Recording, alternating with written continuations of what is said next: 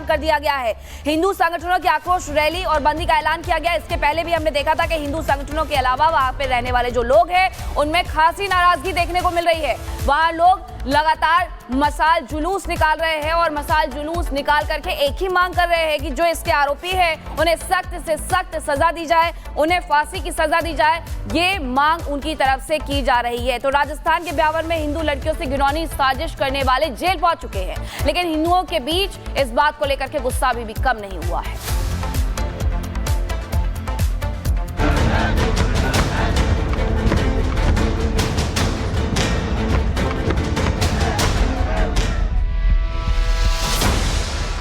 अजमेर में जिहादियों की घिनौनी साजिश को बेनकाब करने के लिए पुलिस अब पूरी कोशिश कर रही है, लेकिन अब तक जो भी राज सामने आए वो बेहद चौंकाने वाले हैं। नाबालिग हिंदू बच्चियों को बहला फुसलाकर उनका यौन शोषण करना एक समुदाय विशेष का धंधा बन गया था, लेकिन जनता के बीच इस पूरी वारदात को लेकर गुस्सा इतना ज्यादा है कि वो शांत होने का नाम नहीं ले रहा। आज एक बार फिर हिंदू संगठनों ने पूरे बाजार को बंद करने का ऐलान किया। साथ ही आज एक आक्रोश रैली भी निकाली जाएगी। हिंदू संगठनों का कहना है कि वो उसकी जांच से पूरी तरह संतुष्ट नहीं हैं और दोषियों को सिर्फ फांसी की मांग कर रहे हैं। अवैध निर्माण पे कार्रवाई होगी वो पीला पंजा चलेगा तब तक इंतजार है। आरोपी के घर पर तुरंत बुलडोजर चलना चाहिए और उनको फांसी की सजा होनी चाहिए।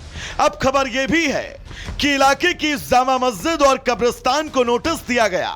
नोटिस में कहा गया कि कागजात सही नहीं मिले तो बुलडोजर कार्रवाई होगी। जो 5 आरोपी पकड़े गए उनके भी घर के कागजात मांगे गए हैं। कहा गया है कि 3 दिन में सही पेपर नहीं मिला तो बुलडोजर एक्शन हो सकता है।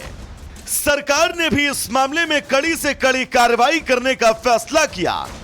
पूर्ण रूप से हमारी सरकार कार्रवाई कर रही है, अरेस्ट भी किया गया है और इस पे बिल्कुल ही कोताही नहीं बरतेंगे। पूरी तरह से जो दोषी हैं उन पे कार्रवाई होगी और सजा भी मिलेगी। मेरी आज आईजी, एसपी और एडिशनल एसपी से चर्चा हुई और आईजी से मैंने विजयनगर के बारे में डिटेल चर्चा भी की और उन्होंने कहा हम कठोरतम कार्रवाई करेंगे और इन्वेस्टिगेशन चल रहे हैं।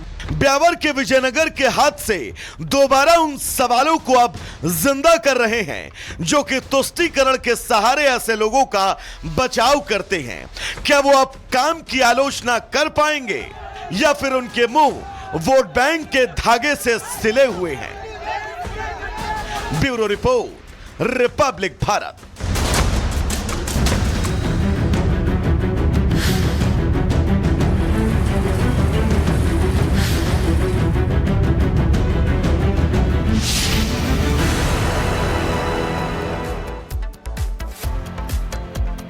और अब बात करेंगे न्यूयॉर्क टू दिल्ली विमान में क्यों मची खलबली। क्योंकि जो फ्लाइट न्यूयॉर्क से निकल करके दिल्ली पहुंच रही थी वो अभी तुर्कमेनिस्तान ही पहुंची थी, लेकिन तुर्कमेनिस्तान पहुंचते ही इस फ्लाइट को इटली के रोम रवाना कर दिया जाता है। हालांकि जो पैसेंजर बैठे हुए थे उन्हें भी इस बात का आभास नहीं होता है कि ये सब कुछ क्यों हुआ, इसके पीछे की वजह क्या थी, इस रिपोर्ट में आपको समझाते हैं।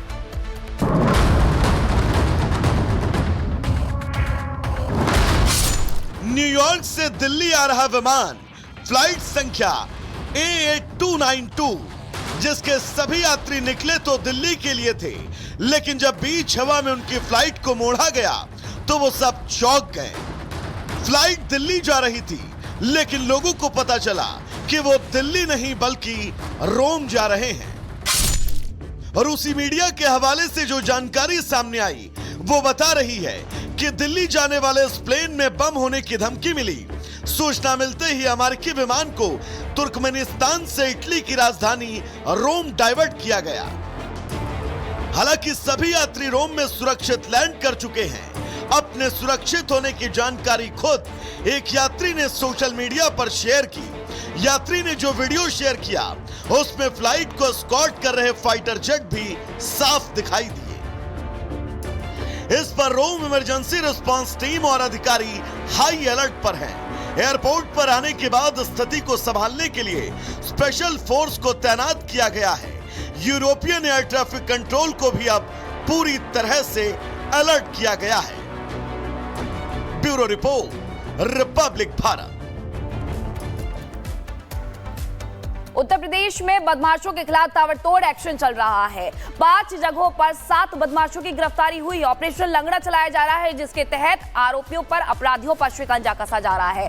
5 तस्वीरें मथुरा, मुजफ्फरनगर, लखनऊ, बुलंदशहर और बरेली की आपको दिखा रहे हैं, जहां पर एनकाउंटर हुआ है। 7 बदमाश पकड़े गए हैं और अभी भी ये कार्रवाई लगातार चल रही है, क्योंकि ऑपरेशन लंगड़ा के तहत ये कार्रवाई हो रही है, जिसके तहत जो भी आरोपी है उन्हें सीधे सीधे चेतावनी दी जा रही है, जिन्हें सीधे सीधे यह समझाया जा रहा है कि उत्तर प्रदेश में रहना है तो आपको अपराध करना छोड़ना होगा। मथुरा, लखनऊ, बुलंदशहर से लेकर बरेली और मुजफ्फरनगर तक इसी तरीके से ये कार्रवाई चल रही है, जहां 7 बदमाशों को गिरफ्तार भी कर लिया गया है। सबसे पहले एनकाउंटर होता है और उसके बाद इनकी गिरफ्तारी कर ली जाती है।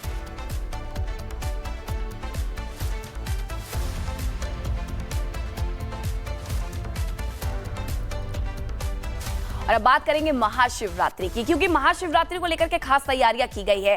प्रयागराज से लेकर के उसके आसपास के जो बड़े धार्मिक स्थल है वहां तक श्रद्धालुओं की भारी भीड़ भी देखने को मिल रही है, क्योंकि महाकुंभ का अब समापन होने वाला है और महाकुंभ के समापन में मात्र 2 दिन शेष रह गए हैं। ऐसे में श्रद्धालुओं की भारी भीड़ देखने को मिल रही है। आखिरी स्नान 26 फरवरी को महाशिवरात्रि पर होना है और 13 फरवरी से लेकर के अब तक 62 करोड़ से ज्यादा श्रद्धालु महाकुंभ में आस्था की डुबकी लगा चुके हैं।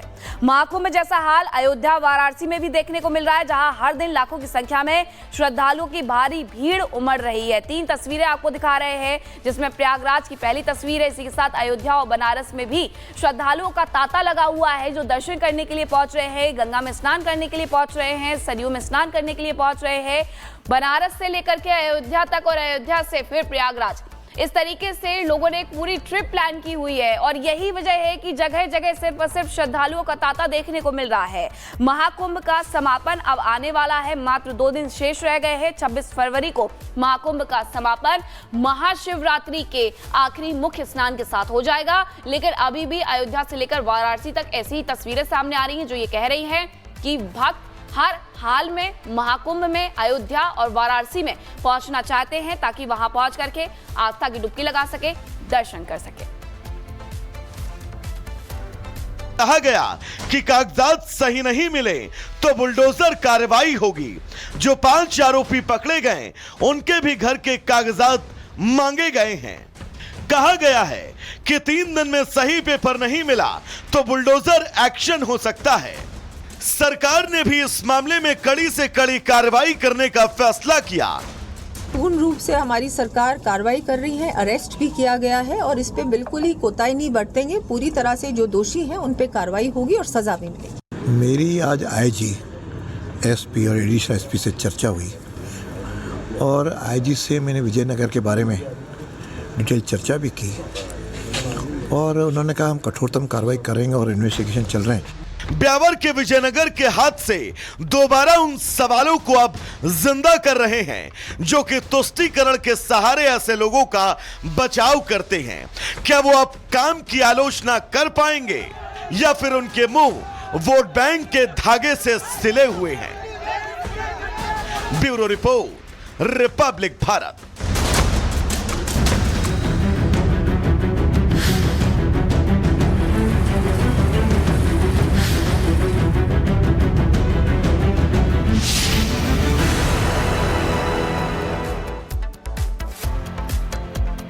अब बात करेंगे न्यूयॉर्क टू दिल्ली विमान में क्यों मची खलबली, क्योंकि जो फ्लाइट न्यूयॉर्क से निकल करके दिल्ली पहुंच रही थी वो अभी तुर्कमेनिस्तान ही पहुंची थी, लेकिन तुर्कमेनिस्तान पहुंचते ही इस फ्लाइट को इटली के रोम रवाना कर दिया जाता है। हालांकि जो पैसेंजर बैठे हुए थे उन्हें भी इस बात का आभास नहीं होता है कि ये सब कुछ क्यों हुआ, इसके पीछे की वजह क्या थी, इस रिपोर्ट में आपको समझाते हैं।